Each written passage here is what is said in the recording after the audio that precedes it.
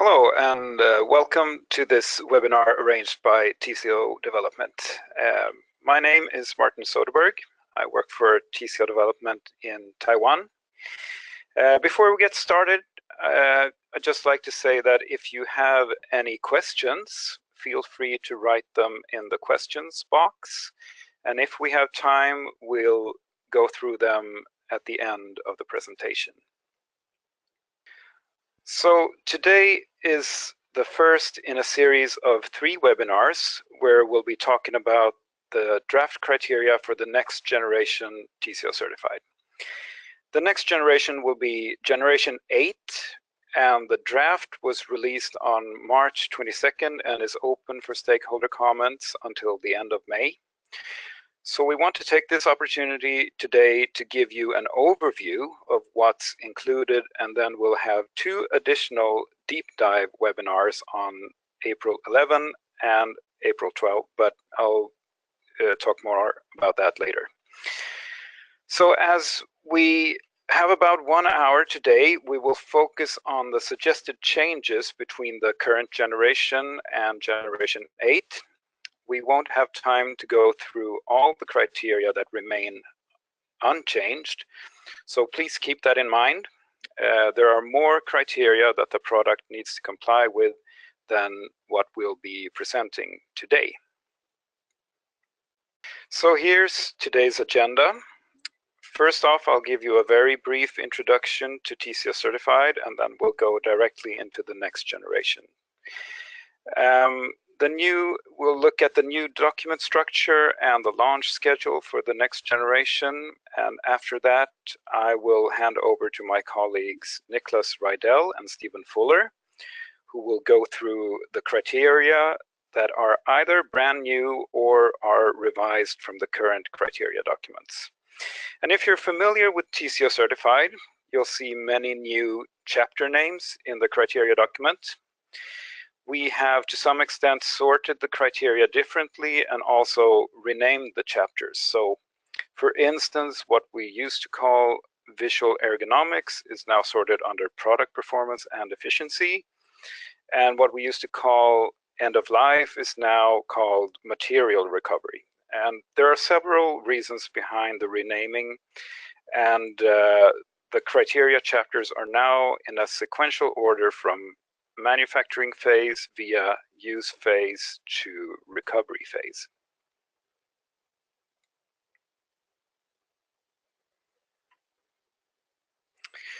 Okay, first off, a very brief introduction to TCO Certified for those who are new to us.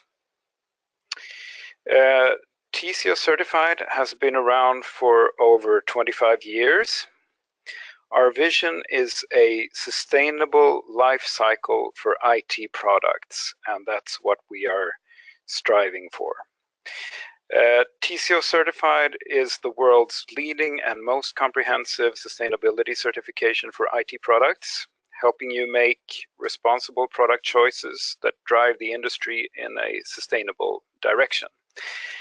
TCO Certified is available in 8 different product categories, and you can find a complete listing of all the certified products in our product finder, which is available on our website tcocertified.com. Okay, so let's take a closer look at the next generation TCO Certified. What's new and the schedule and how to comment.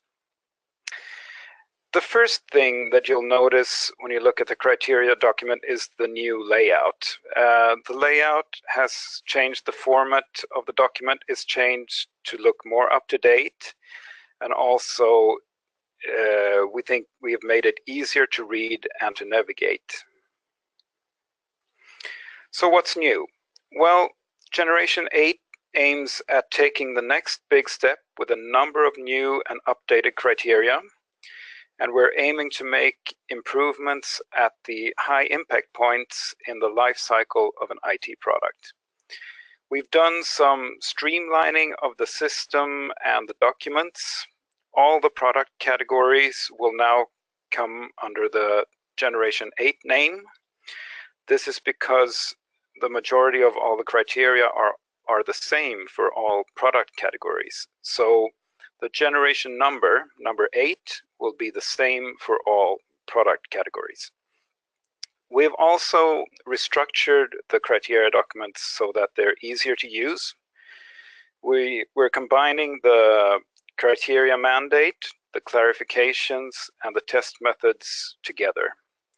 We think that this will make it easier to understand and easier to navigate for everyone. And coming up within the next few weeks is also a proposal for a new approach in the TCO Certified Edge add-on certification. So look out for more details on that. The TCO Certified portal is also a new part of our application system, and we'll touch upon that today, but there will be more information about that later on, probably during Q3. So this is what the schedule for the launch of Generation 8 looks like. The final and public launch will be in early December, and at that time we'll be recognizing the brands that are the first to certify their products.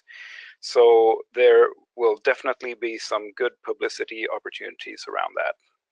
One important date to keep in mind and mark in your calendars is the last date to comment on the criteria, on the draft criteria, which is May 31st.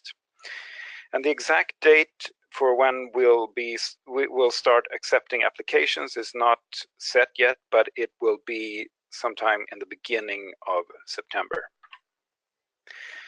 So as I mentioned earlier, there will be some additional opportunities to learn more about the details in the draft. Today we'll be providing you with an overview of the proposed changes, but on April 11 and April 12, we're also offering 2 deep dive webinars where we'll go more into detail. On April 11, we'll look specifically at the supply chain and socially responsible manufacturing criteria. And on April 12, we'll be looking at specifically at the product-related criteria. So you can sign up for both of these webinars at tcocertified.com. Also, for those of you who are in East Asia, we'll be offering a series of in-person industry workshops during April in collaboration with our verification partners in Taipei, Yokohama, Shanghai, and Shenzhen. We're also available for one-on-one meetings during these dates, and you can contact me to register. Martin Soderberg is my name, for the workshops or to request a meeting. I also want to mention that we've set up a dedicated web page where you can find all the information about the next generation. You can download the draft free of charge, see a summary table of the proposed changes, get news and listen to webinars on demand, and most importantly, you can also submit your comments to the draft. And you can find this on our website. Just look for the Generation 8 icon. Okay, so with that, I would like to hand over to Nicolas Rydell, who will tell us more about the changes that we're suggesting in the draft criteria documents for Generation 8. Nicolas? Thank you, Martin. So, this is the way we have organized the document, and as Martin said, we will mention the biggest changes in this webinar. There are some small editorial changes and less important changes that are also made throughout the document, but those ones we will not mention here. We will go over the most important ones that will affect you all. So we have organized the criteria in the 8 groups here, which are also covering the life cycle of the product. So in the manufacturing phase, we have criteria covering the collection of the information about the product and its manufacturing. We have the social responsibility, of course, in the manufacturing, and the environmental aspects of manufacturing, where we have introduced some new criteria. In the use phase, we have the user health and safety. That's always been there. The visual ergonomics, which is placed under product performance and efficiency. And product lifetime extension, where we have made some big changes for computer and mobile products. And then in the recovery phase, we have the reduction of hazardous substances, which we think is the most important aspect to recover materials. And we have also the last paragraph called material recovery, where we deep dive even more into how to simplify and make it more efficient to recover materials. So the first new category is product and sustainability information. And in the previous generation of TCO Certified, we had a criteria where it's necessary to provide information to the end user. There is a document that should be provided together with the product or on a link on the brand owner's website, where end users can read about TCO Certified. And what we have done is that we have included in these criteria regulations on how to use the logo, the TCO Certified logo. This is regulation that already have existed for 25 years in the license agreement between TCO Development and the brand owner. But in this way, we have made it more obvious to include it directly in the criteria document instead. And to simplify for everyone involved, we decided to harmonize this with Energy Star. So we will have the same labeling rules as Energy Star has for the Energy Star label. Most of the products that are certified with TCO Certified are also certified with Energy Star. So to simplify this and make it easy for everyone, we decided to have the same labeling rule as Energy Star. So if you want, you can put the logos close to each other, or at least you'd only have to read through one rule set. Then we have another criteria called sustainability performance indicators. And this is a criteria where we are collecting information about the product. This information is then used by TCO Development to develop new criteria in the future, to measure the impacts of the certification and release annual reports to describe what the certification achieves. But it's also for the buyers, so that the buyer can calculate the sustainability benefit of using products certified with TCO Certified. So here we are collecting the information of the battery charging cycles for products with a rechargeable battery. And this is information that will be printed on the certificate so that the buyers can see that if they are interested. Then we collect performance beyond TCO Certified, and that is verified through the TCO Certified Edge. So this is a new take that we are introducing, where all products that are certified will also be evaluated towards TCO Certified Edge at the laboratories. And that will be a checklist where the laboratory go through the different TCO Certified Edge criteria to verify if the product complies with any of them. And in the end, the product will have a score a TCO Certified Edge score, which will determine how far beyond the criteria in TCO Certified the product achieves. We will release more information about this in the coming weeks, and it's something that we hope that you all will think is very interesting, as you will be able to benchmark products towards the other products on the market.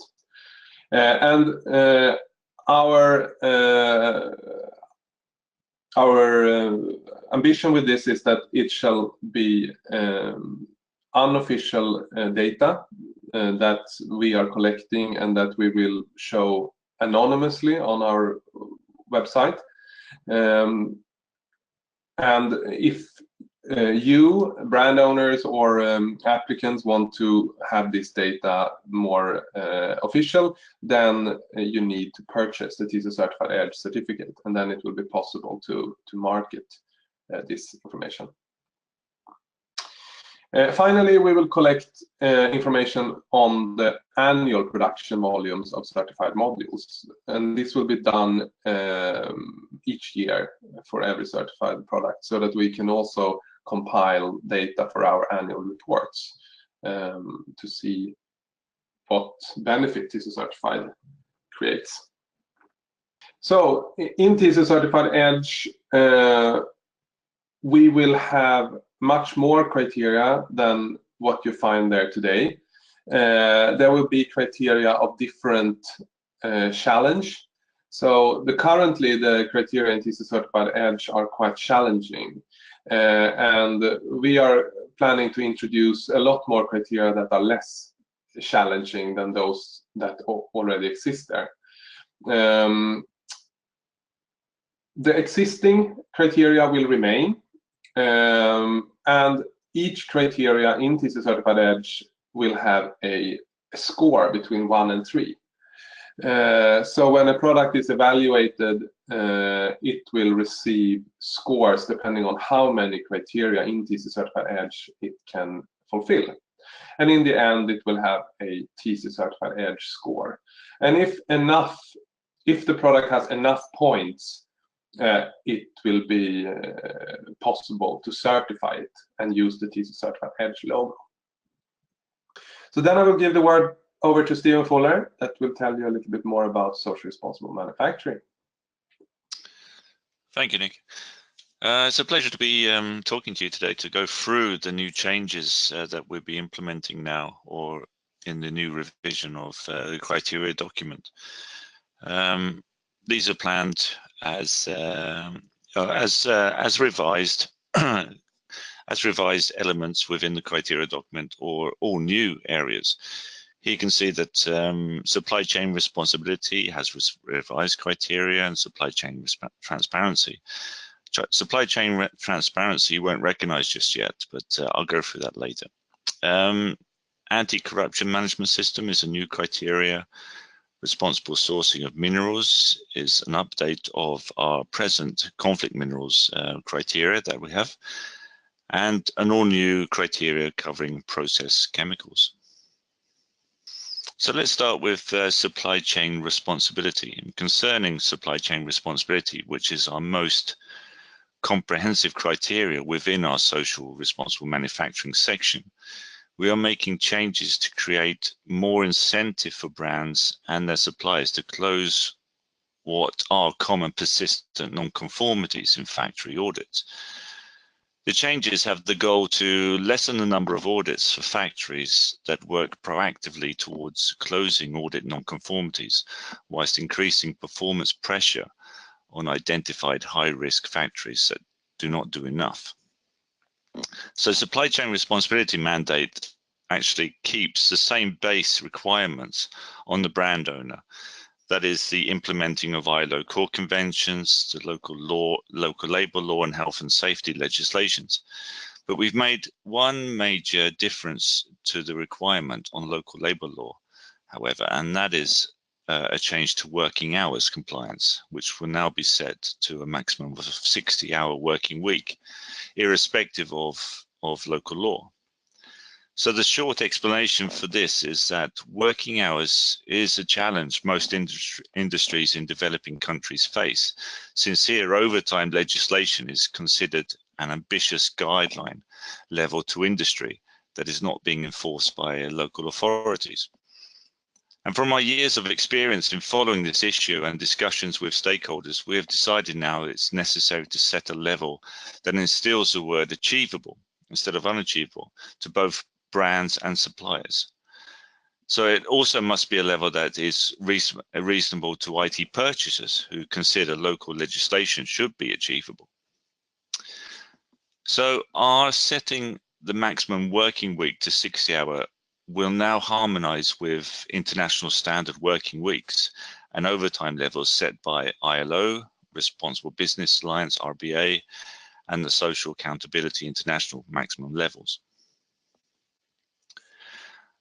All final assembly factories must be registered on TCO Certified portal and receive a risk category of 1, 2, or 3. So at presently, all final assembly factories must be registered to TCO development on our database, which will be in the future called the TCO Certified portal. The difference being that each registered factory must undergo a risk category assessment. Risk category is set mainly on audit closure results. This means that every factory registered must also provide their latest audit report toward the initial risk category setting. So risk categories are 1, 2, or 3. 1 is the high risk, 2 is moderate risk, and 3 is lower risk. And these represent the level of risk the factory presents for continued non-compliance to TCO certified social criteria. Every factory has up to 24 months from registration to advance from a category 1 rating. So category 1 means submitting an audit report, corrective action plan, and closure audit every year until closure of all critical and major findings happens. This doesn't mean that a factory can continue as category 1 indefinitely. The factory has maximum 24 months to improve their performance rating to at least be able to be ranked as category 2.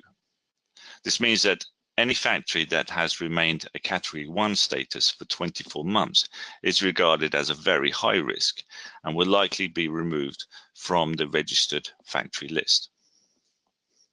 Factories reaching category 2 and 3 rankings will remain on the registered factory list. So this provides an advantage to those factories that are proactive in closing violations and will give brands also that have access to the list the insight to those suppliers that are a better choice to do business with. So to lift 3 benefits of working with this new risk process approach is collective leverage, more brands working collectively to close persistent non-conformities that brands by themselves struggle with, identify those that are the highest risk suppliers, and provide guidance to brands towards moderate and lower risk suppliers. So supply chain transparency then. This mandate is renamed to supply chain transparency from the present senior management representative. It's the same demand that there be an appointed SMR, senior management representative, for social criteria at the brand owner company that TCO development has contact details to. It also remains the responsibility of the SMR to answer annually the TCO certified self-assessment questionnaire and complete the follow-up interview to verify the answers. The SAQ, the self-assessment questionnaire, is a set of questions to help assess how brands manage risks and monitor behavior in their extended supply chains. The difference now is that the interviews are to be carried out by a third party instead of myself. The interview will be carried out using the SAQ and guidelines that I intend to update this year. After the interview, the report that shows the verified benchmark scores on each answer will be shared with the SMR. The SAQ is intended to help brands gain insight into how they manage their supply chains and identify areas for improvement by comparing their own progress with their competitors. So this is a new mandate that we're introducing, the anti-corruption management system. We can't eliminate corruption, but we do consider it's important. It's an important area enough to make a mandate to make sure that all companies have management systems that monitor and enforce the prevention of corruption happening in their business. So during the research, we see brands choose different ways to approach the issue of corruption, mostly to make sure that they align their own risks or with local laws. References to local law, though, compliance can make it very difficult thing to verify corporate compliance programs do, finding a standardized level for compliance within this. There is at this time an ISO standard called ISO 37001, but this isn't widely used and would be a risk to demand in this generation, I think. We've therefore decided that the International Chamber of Commerce, ICC, an organization helping businesses to act responsibly, explains with specific elements a corporate compliance program of what it should include. And this you can find under Article 10, which include the points A to P. This document is public, so it's freely to download for all of you. Guidelines from the ICC also cover implementing a whistleblowing system, which we also require in the new mandate. So a follow-up of this system will be covered in the SAQ, the self-assessment questionnaire, during the interview.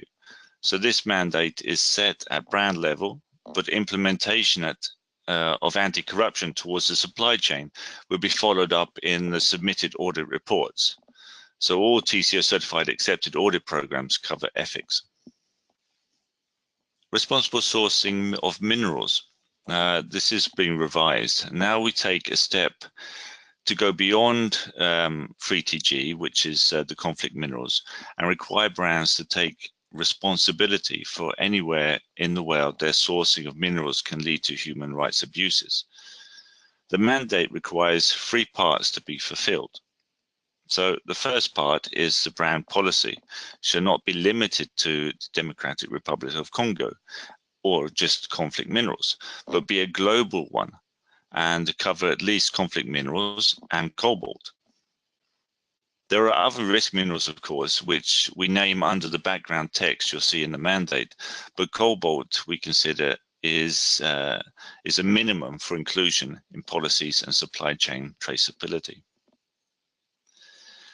The second part is that the brands must provide proof of implementing the OECD traceability best practices down their supply chain of high-risk minerals in order to identify risk smelters. This means that the mineral reporting template used for 3TG, which is called the Conflict Mineral Reporting Template, must now at least include cobalt as an additional high-risk mineral in their identification process. The third part of the mandate is that the brands join multi-company initiatives that support international programs, providing support to local mining communities. Their IT mineral sourcing has led to human rights abuses. So we've given clear verification guidelines covering minimal compliance levels to the 3 parts of the mandate. So it's policy, risk identification, and multi-stakeholder initiative involvement. Process chemicals, new mandate. So for the purposes of this mandate to cover process chemicals, we're defining them as being cleaner and solvent substances used in the manufacturing process during the final assembly of certified production. Brands today work with their own restricted substance lists of established high toxic chemicals in their factory lines, the so-called MRSLs, manufacturing restricted substance lists.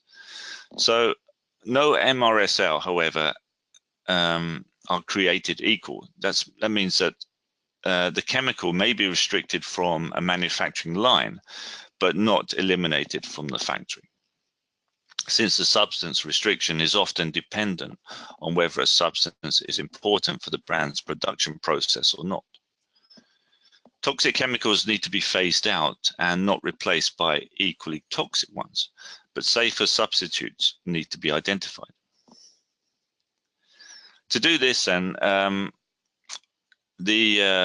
control the worker is being provided the safe working environment, we first need to be sure the factory has a competent person or personnel for chemical management.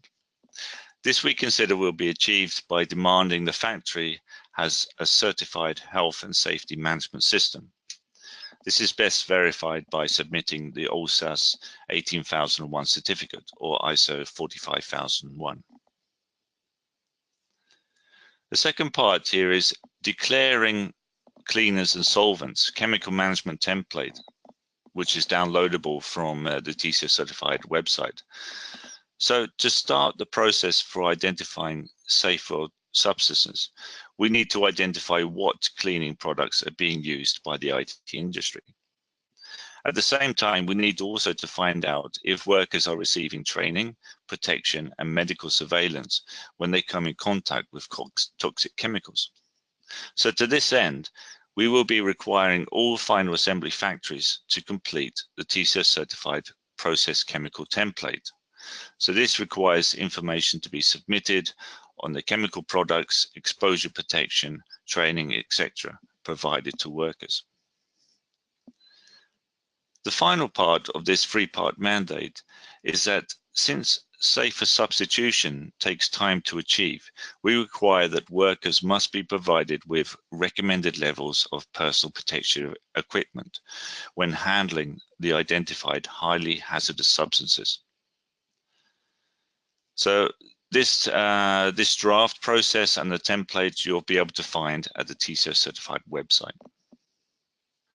And I'll hand back to Nicolas, who will walk you through the environmentally responsible manufacturing. Thank you, Steve. So this is a new criteria. The purpose of this criteria is to collect information on the energy consumption in the manufacturing phase. The IT industry has worked many years now to reduce the energy consumption of products. But we also know that a large part of the carbon footprint is actually happening in the manufacturing phase. And to be able to do something about that, we need to understand a bit more how the different final assembly factories are working with energy management. So we are going to collect a few key figures every year from each final assembly factory. And those are listed here. First of all, we want to know if the final assembly factory has an energy management system. Then we want to know the total energy consumption in 1 year for the factory. If the factory use any renewable energy during the year, and how much percentage of the total energy that was renewable. And then the most energy consuming activities in the factory are clean room facilities, compressed air tools, and if there are PCB soldering. So we would also like to know if the factory use any of those three activities in-house. So if there are clean room facilities, if compressed air is used for handheld tools in the assembly line, or if there is reflow PCB soldering stations. And then hopefully in the next generation we can dig more into how to reduce some of this energy consumption in the manufacturing phase. For the chapter user health and safety, we have not made any major changes. There are, of course, some editorial changes and small changes that are mostly important for the test laboratories to know about and verification partners. But there is nothing more to mention here. Then for product performance and efficiency, we've made a few changes to the visual ergonomics criteria. For display resolution, we have remade the criteria completely, and now it's setting a limit on the PPI, the pixels per inch, for the display instead of the historical criteria we had on where the viewing distance was taken into consideration. So this is a display resolution criteria, and for displays we require 70 ppi, and for notebooks we require 100 ppi, and you will see for tablets and smartphones there are also other limits. For correlated color temperature, we have revised the criteria, and now we require that all products are delivered with a color temperature D65 in default mode. This is a color temperature that represents normal sunlight, and that is a color temperature that all end users are familiar with. It's also used in a lot of applications like photoshopping and other. It's the most common color temperature to use in most applications.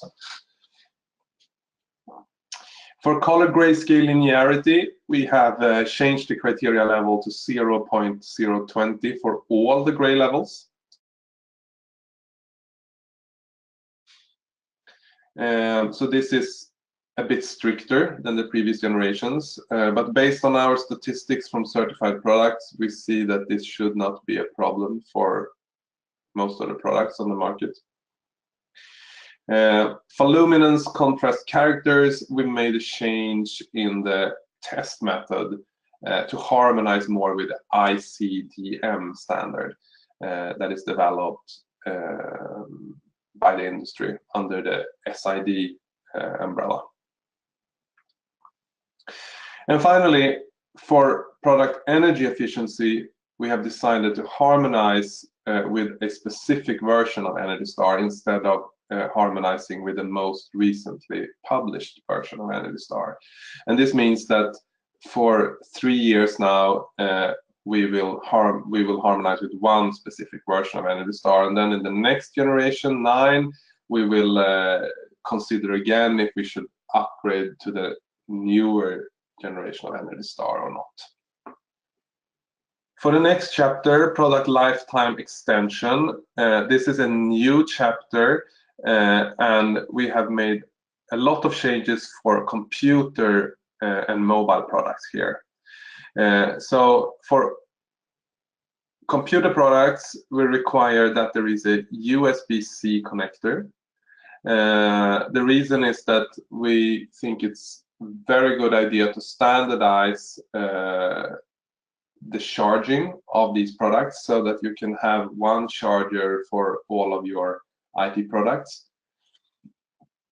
And the USB-C has a lot of functionality that can be used for a lot of different product categories. We have introduced a new criteria called product durability.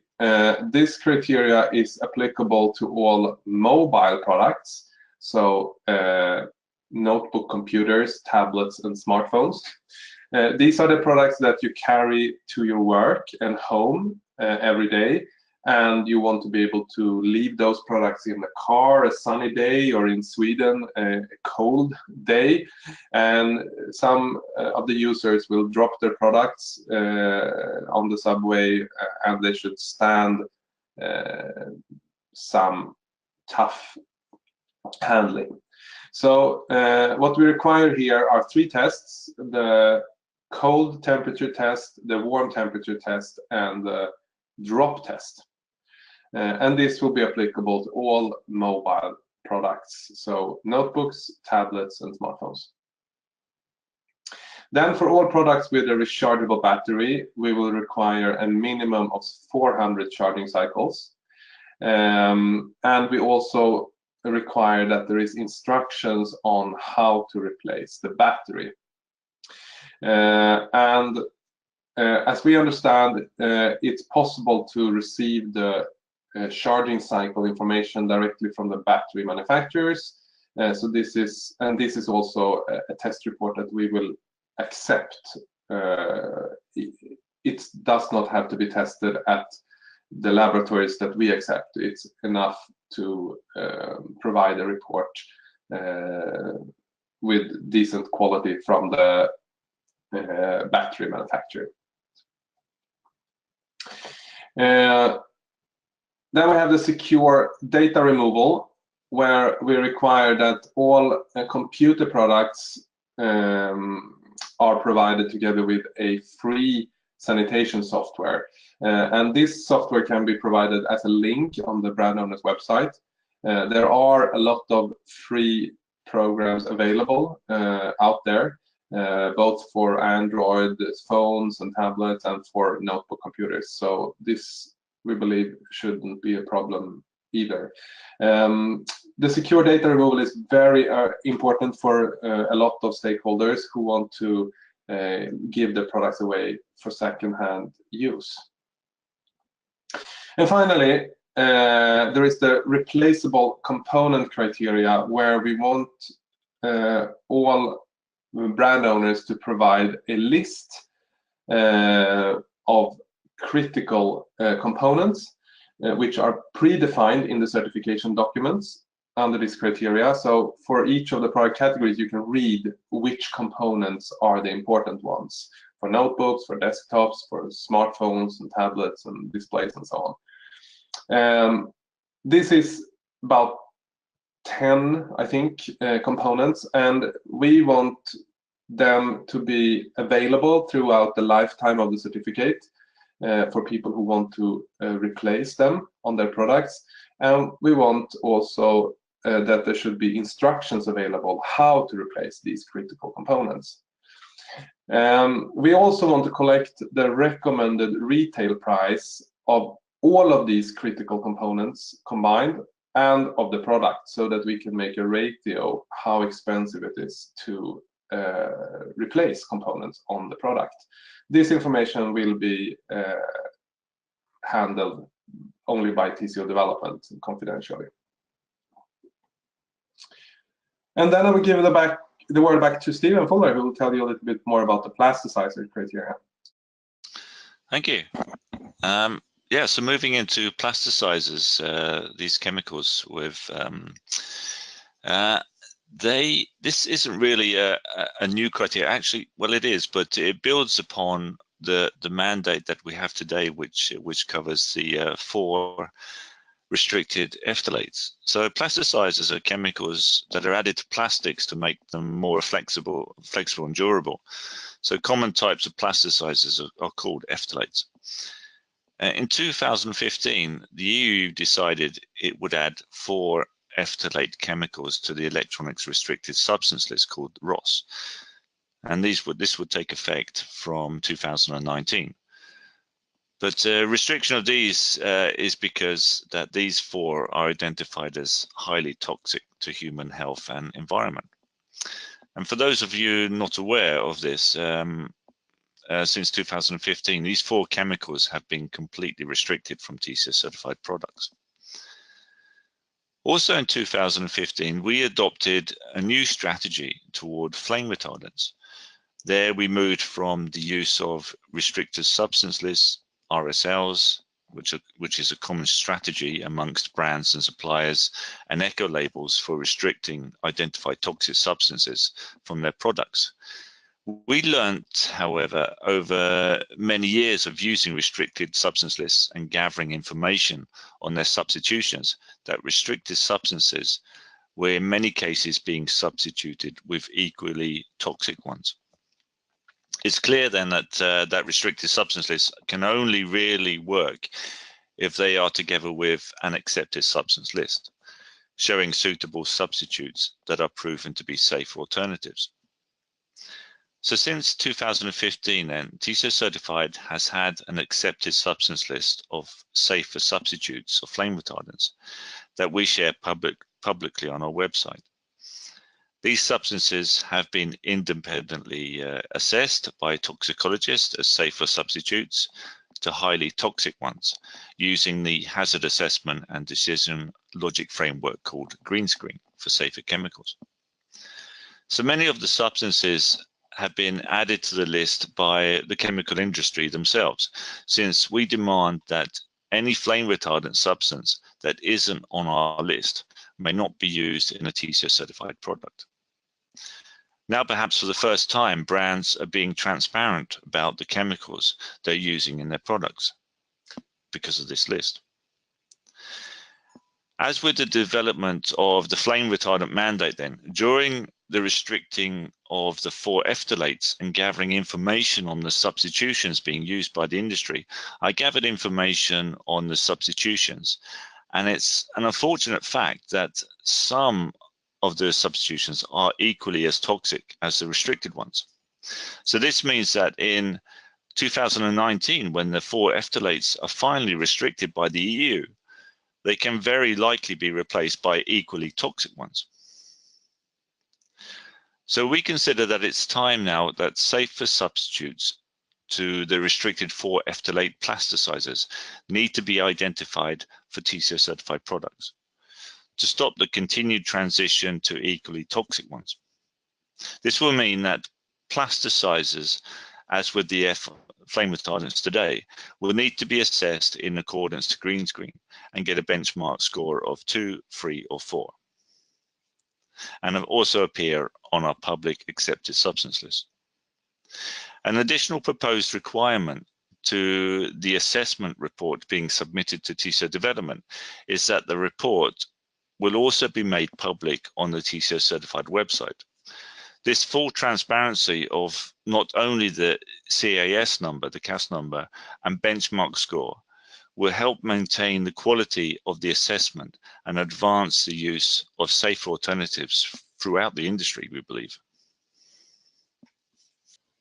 All right, and finally we have the last chapter called Material Recovery. And again here, we have not made any major changes to this chapter. This is a chapter we will work on in the coming generations of TCO Certified, as it's very important for circularity. But currently, there are no major changes to mention in this chapter. So maybe the word back to Martin, and we can see if we have time to look through some questions. Yeah, thank you, Nicolas, and thank you, Steve, for this presentation. Yeah, we have a few minutes left, so we received a few questions. Maybe I can ask them to you, Nicolas, and see if you can provide an answer. Yeah. The first one is, may a later version of Energy Star be used? For example, 7 instead of 6.1?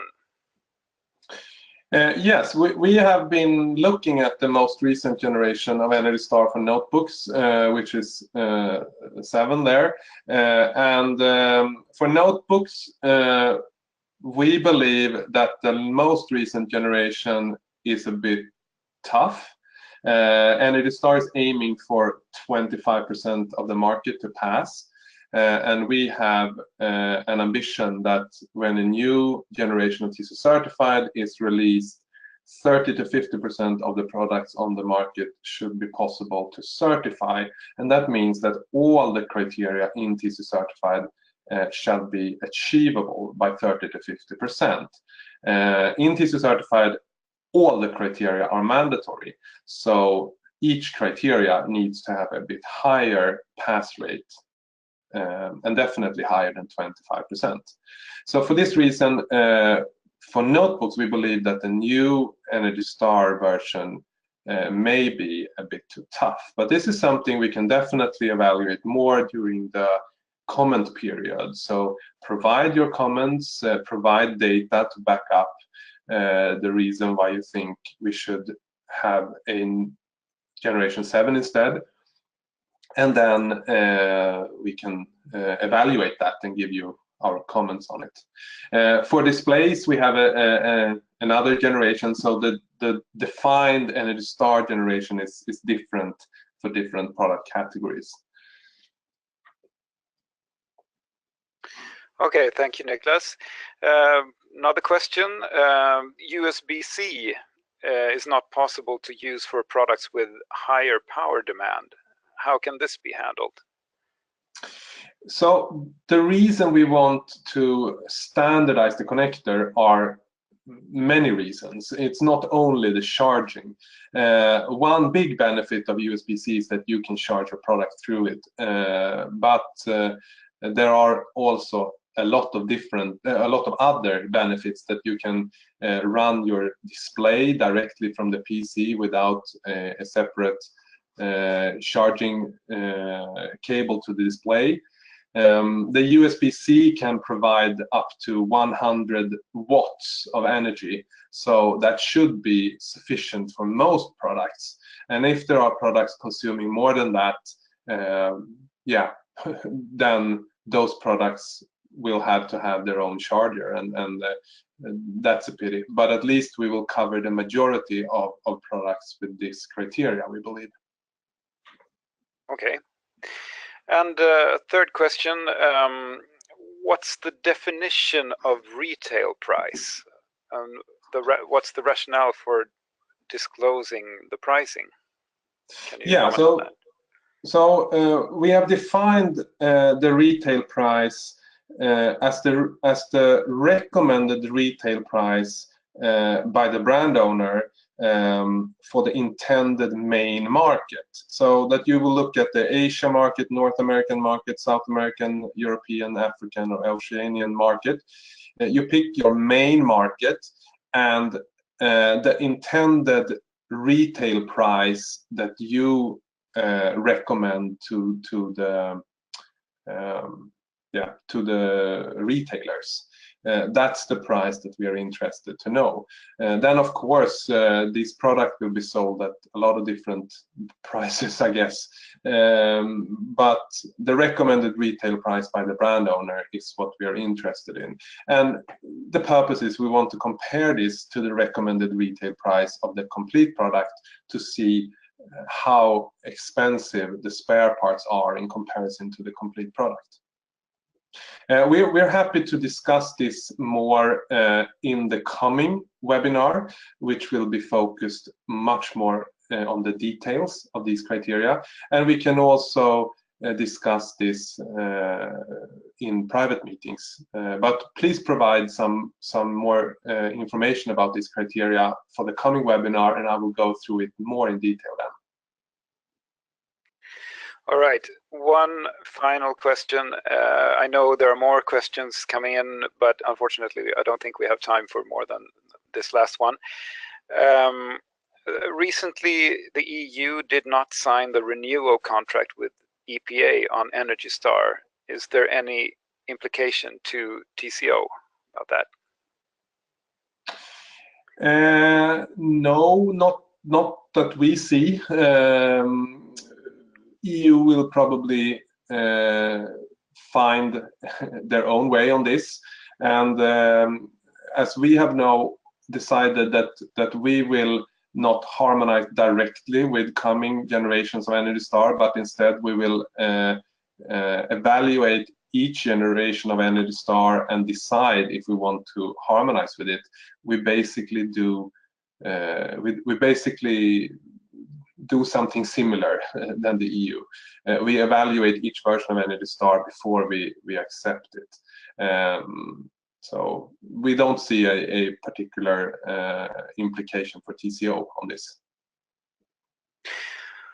Okay, thank you, Nicolas, and thank you, Steve. And just finally, I'd like to thank everyone for joining this webinar. And if you have more questions, I see that there are more questions. coming in, feel free to either just send us an email, or if you prefer to send it as an official comment to the draft, you can do this through our website.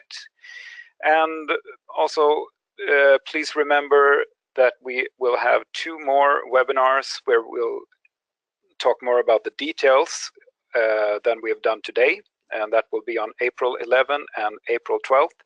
And also, if you are in East Asia, there will be a number of workshops that you can join that are free of charge.